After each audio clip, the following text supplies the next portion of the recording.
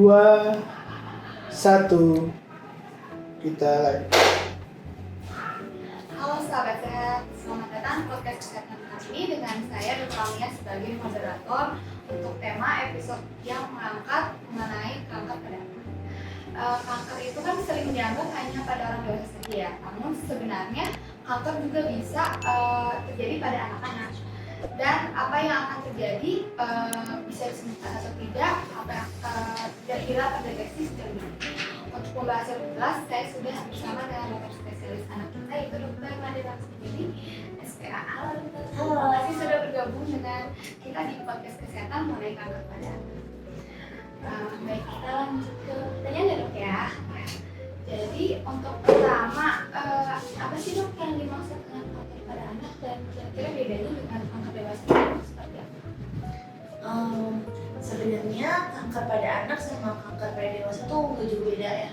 Jadi sebenarnya cuman tempatnya aja yang berbeda. Yang satu pada dewasa, yang satu pada anak. Jadi mungkin tujuannya sama juga untuk menyembuhkan dan menghilangkan sel kanker kayak gitu ya. Cuma pada anak itu kita lagi berkembang. Jadi gimana caranya dengan penyakit kanker ini tumbuh kembangnya juga lebih optimal, nutrisinya lebih oke, sehingga walaupun dengan sakit kanker pun nutrisinya masuk sehingga dia bisa tumbuh besar.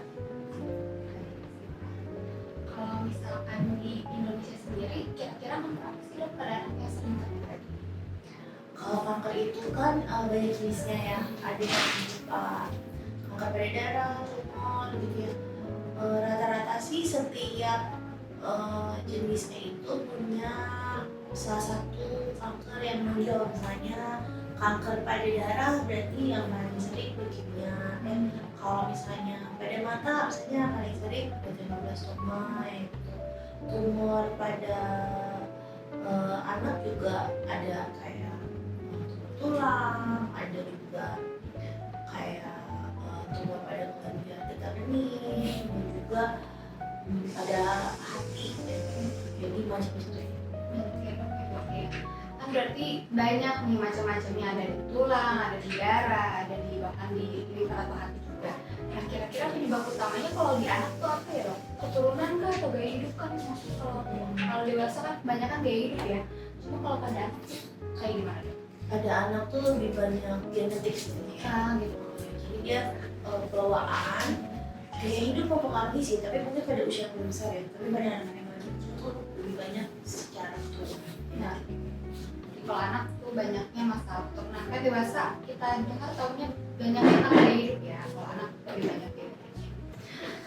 Nah, kalau masalah genetik dok, berarti bisa dicegah nggak sih dok dari awal? Cegahnya ini agak sulit. Jadi kalau misalnya kita dulu punya kayak hukum Mendel kayak gitu ya, kita emang harus nge-trace-nya tuh lebih dalam lagi. Sedangkan di Indonesia itu kita masih berkutat di kuratif ya, menyembuhkan. Jadi preventifnya itu belum ya. Kayak misalnya contohnya deh, pemeriksaan cairan dari hati tuban untuk mencari adakah kelainan-kelainan pada anak kayak gitu ya. Yang paling gampang mungkin yang sering dilakukan USG 4 dimensi kayak gitu. Tapi kalau kita mau lebih ngetes lebih dalam lagi, misalnya keluarga ini punya keturunan ada yang kanker, jadi secara genetik dia akan diperiksa nih dari gennya, kira-kira keturunan yang mana yang bakal jatuh di kankernya, apa yang dilakukan pada keturunan di atasnya kayak gitu. Nah, yang rumit ya dok ya jatuhnya ya. Mungkin pemeriksaan juga agak sulit. Kalau kita maju ke masalah gejala ya. Kalau gejala awal kanker pada anak kan ada yang nggak spesifik ya. Kira-kira yang harus diwaspadai sama orang tua yang juga Biasanya sih ya yang gejala-gejala kamuflase ya, kayak seperti penyakit pada umumnya gitu, biasanya dia demamnya yang timbul tapi tanpa penyakit jelas kayak gitu. Terus misalnya demamnya ini ada waktu-waktu yang aneh, ya cuma kayak yang dingin atau demamnya ini berulang dan sering diobati tapi kok berulang dan tidak ditemukan fungsi infeksi. Misalnya di rumah sakit demamnya tidak respon dengan pengobatan biasa seperti antibiotik kayak gitu ya.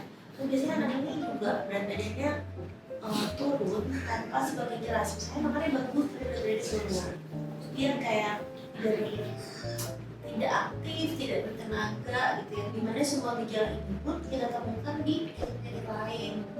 Jadi mungkin untuk kayak fever contohnya yang demam lama ya, terus kayak gizi kurang, tumor yang membesar dan secara progresif, itu kita harus pikirin apakah ada kemungkinan di keganasan. Baik. Tapi sekiranya kalau kita benar-benar harus cek sebagai orang tua, benar-benar harus langsung ke dokternya dan nggak boleh tunda-tunda. Deteksi dini pada kanker itu mungkin agak sulit pada orang tua ya, tapi mungkin yang paling sering itu biasanya muncul karena puncak kayak gitu ya, puncak terus tadi demamnya tidak bisa dijelaskan, tumor yang membesar atau benjolan membesar progresif, jadi kayak tiba-tiba dia kecil terus lama-lama dia udah besar lebih dari 3 cm dalam waktu sekian minggu kayak gitu. Itu adalah hal-hal yang kayaknya harus kita pikirin. Ini tuh deteksi yang paling gampang pada Jadi kalau bisa kita ya dok ya, kalau memang benar ada hasilnya. Kemudian kalau untuk di Indonesia sendiri, bagaimana proses mendeteksinya? Apakah rumit? Apakah ada di setiap rumah sakit? sebenarnya kan kalau untuk kanker pada anak ini di Bogor sendiri kita belum terlalu banyak dokternya yang khusus kanker ya, semoga sih akan segera ya. Contohnya ya sendiri kan sebentar lagi akan ketahuan dokter-dokternya ini kan. Deteksi dininya itu mungkin yang paling gampang dan cocok untuk masyarakat kita itu adalah lebih sering edukasi dulu gitu. Jadi deteksi dini dulu nih, terus dari deteksi dini kita bisa mengingatkan orang tua, misalnya contohnya di keluarga itu ada yang kanker, jadi kita pikirin kalau ada gejala-gejala aneh pada anaknya segera dibawa ke rumah sakit. Nanti pada saat datang ke dokternya ceritakan bahwa ini ada riwayat penyakit seperti ini, contohnya gitu ya. Nanti dari situ dokternya akan melakukan pemeriksaan dulu yang sederhana. Nah, dari pemeriksaan sederhana ini akan meningkat ke pemeriksaan yang lebih spesifik kalau memang ditemukan sesuatu yang tidak normal. Berarti kalau misalkan awalnya kita harus edukasi dulu ya dok, kira-kira angka seperti apa. Tapi kalau kita coba untuk pemeriksaan rutin itu memungkinkan nggak dok untuk mendeteksi? Pemeriksaan rutin yang paling gampang sih ada yang bisa dilakukan di rumah sakit, ada yang dilakukan di rumah ya. Kalau di rumah berarti melihat gejala anak ya, kayak tadi ya beberapa gejala yang sebenarnya cukup menonjol ya, terutama benjolan misalnya gitu. Atau tidak, biasanya sering banget pada tumor tulang, dia dikira patah tulang, dia bengkak, urut kayak gitu kan misalnya, lama-lama tambah besar. Nah itu kayaknya sesuatu yang nggak boleh dijaga di rumah untuk deteksi dini pada orang tua. Tapi kalau untuk di rumah sakit kita bisa dari darah lengkap, kita bisa tahu ini anaknya kucing atau enggak gitu ya. Ya mungkin cara-cara gampang fungsi hati, fungsi ginjal gitu. Walaupun ada marker-marker tumor tertentu, biasanya itu kan dari pemeriksaan lanjutan. Jadi pasti dari pemeriksaan sederhana ditemukan sesuatu baru naik ke pemeriksaan lanjutan. Jadi itu Marker terakhir ya dok. Kalau begitu, kalau misalkan sudah terdeteksi dini, kira-kira ada nggak sih dok peluang kesembuhan untuk anaknya bebas dari kanker? tergantung seberapa cepat kita mendiagnosa si anak ini. Terus yang kedua, grade-nya sudah sampai grade mana ya, terus sudah nyebar nggak ke organ lain ya. Dan yang ketiga tuh pasti base dari semuanya adalah nutrisi apa yang kita kasih untuk menunjang penyembuhan kanker ini. Kalau untuk pengobatan, lumayan ya dok. Untuk pengobatan kanker lumayan keras. Itu akan mengganggu kembang anak nggak? Pasti, makanya itu perbedaannya pengobatan kanker pada anak dan pada dewasa ya. Pada anak itu kita harus mikirin juga gimana caranya dia ini setidaknya mencapai tumbuh kembang dia sembari menunggu pengobatannya. Dimana pengobatan kanker juga kan akan lebih baik kalau pada start kemo itu dia adalah isinya bagus contohnya gitu. Jadi setidaknya dia bisa melakukan, dimana kan sel kanker pada saat kemo akan dibunuh semuanya sama si kemo nih, walaupun bukan sel kanker, sel baik juga disuliman. Jadi ya kalau bisa sih anak-anak ini dalam keadaan optimal saat akan dimulai pengobatannya. Sambil juga biasanya kalau pada dokter anak itu selain mengobati anak-anaknya, kita mengobati orang tua dan keluarga juga, karena pasti stres. Baik. Benar, pasti stres, apalagi anak masih pada muda, betul. kita nggak ada ekspektasi sama sekali kalau dia kena kanker itu. Sama itu mungkin dok, untuk peran keluarga. Kan peran terpenting apa dari orang tua saat anak menjalani pengobatan dan bagaimana menjelaskan ke anak kalau kondisinya gimana? Yang pertama sih orang tuanya nggak boleh denial itu dulu. Orang tuanya udah harus terima dulu, karena breaking news itu kayak apa ya? Keadaan dimana kita harus ngasih tahu kalau ini adalah suatu berita buruk, kalau ini adalah kanker. Jadi gue harus menjelaskan kankernya apa, jenisnya apa, rencana pengobatannya sampai kapan, efek samping dari rencana pengobatannya apa. Nah itu akan menjadi kesiapan mental buat orang tuanya. Setelah itu orang tuanya kan tergantung anaknya umurnya berapa.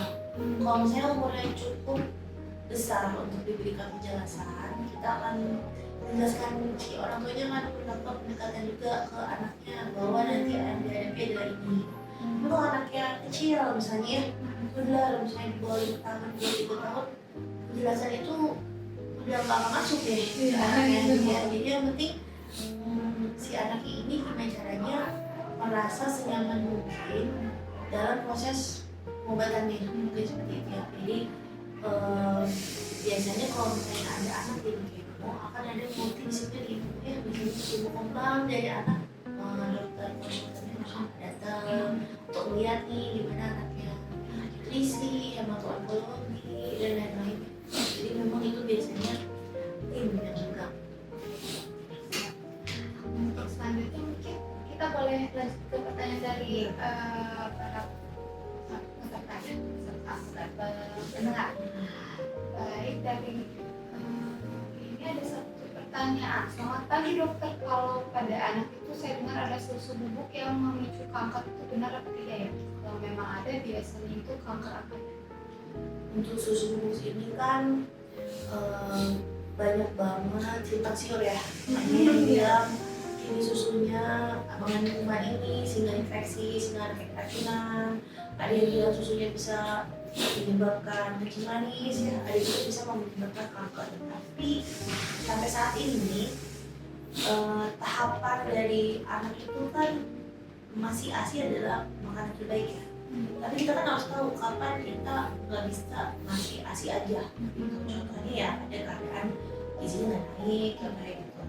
Nah pada saat susu diberikan, gitu ya, ternyata susu itu lebih memberikan benefit daripada resiko ya untuk anak ini. Contohnya anak ini emang dia ada gangguan makan atau asinya misalnya nggak cukup, contohnya, atau dia alergi atau segala macam, jadi dia memerlukan susu-susu tertentu. Kita mendapatkan keuntungan dengan menaikkan berat badan dia. Untuk apa kita takut dengan isu bahwa susu ini bisa menyebabkan kanker? Jadi sampai saat ini sih belum ada penelitian yang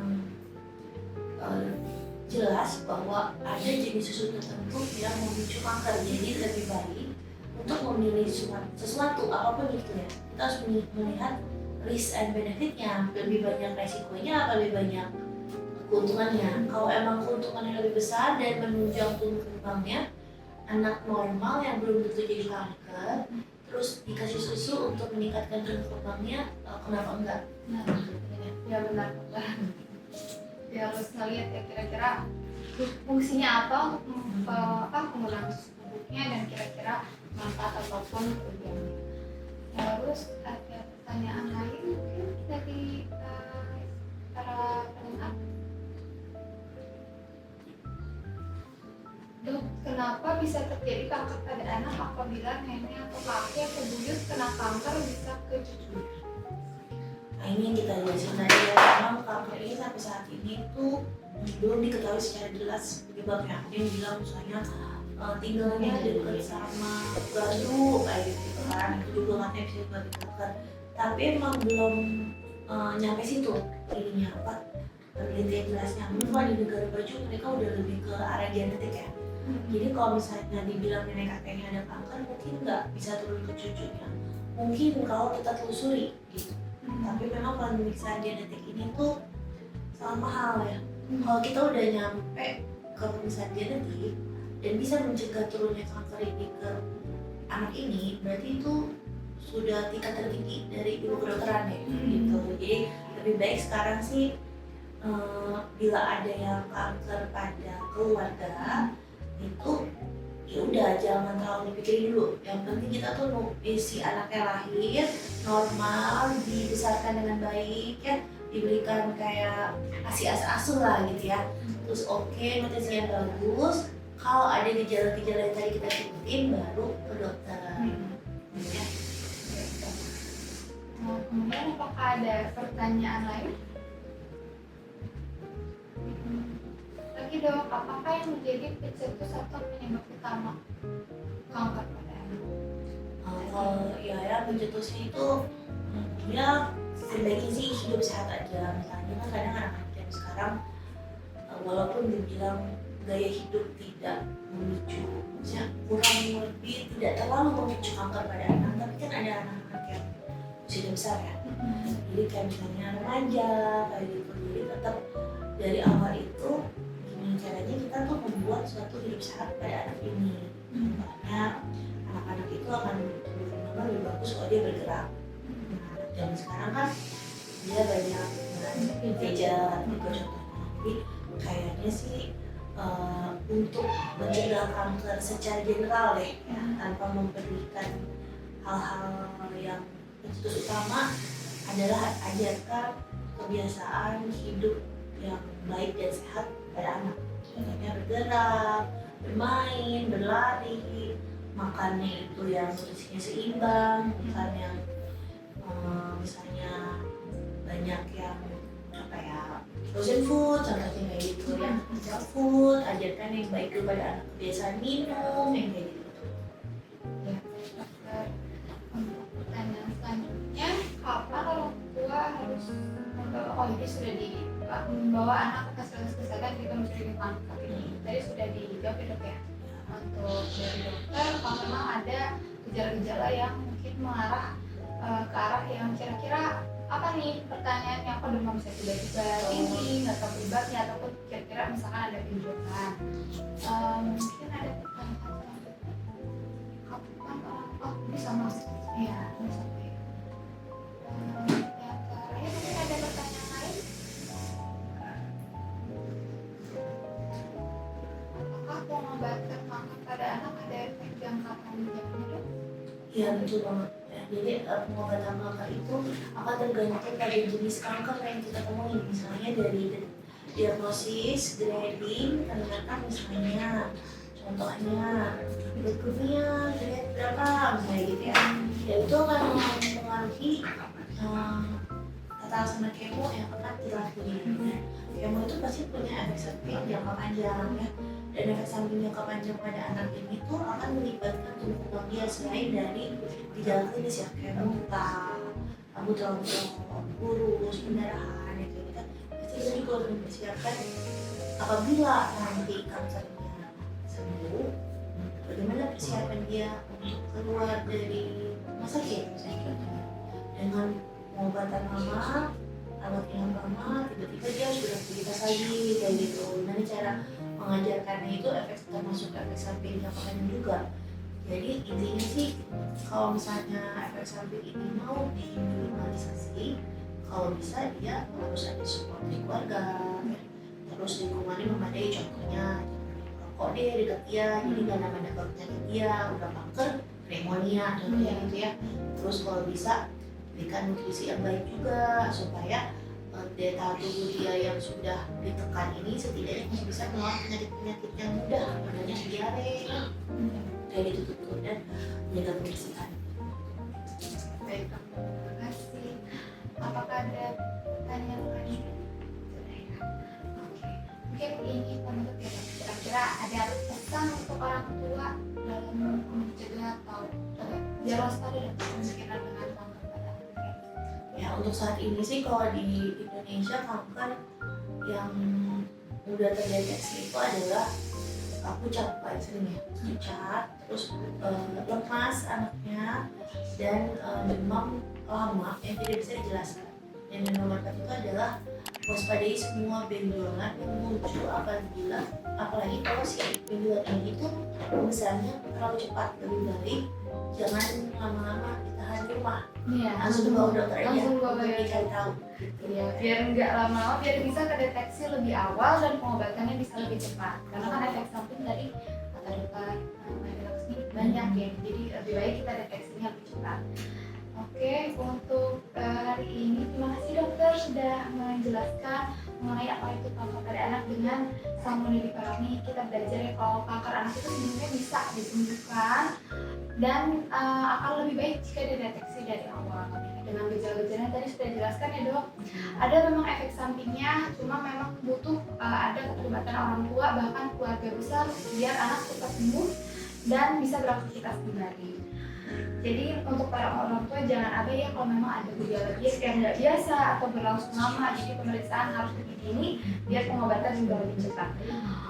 Sebelum ditutup, mungkin saya boleh menginfokan jadwal dokter Nadia, dokter Nadia Laksmi. Jadwalnya kapan dok? Saya itu Selasa dan Kamis sore dari jam 3 sampai jam 5 sore. Nah, itu jadwal dokternya. Untuk prakteknya kalau ada yang mau untuk berobat, silakan dicatat. Dan jangan lupa subscribe channel RSUD Kota Bogor TV. Sekian dari saya sebagai moderator Ikrahnya dan dokter Nadia. Terima kasih. 3, 2, 1.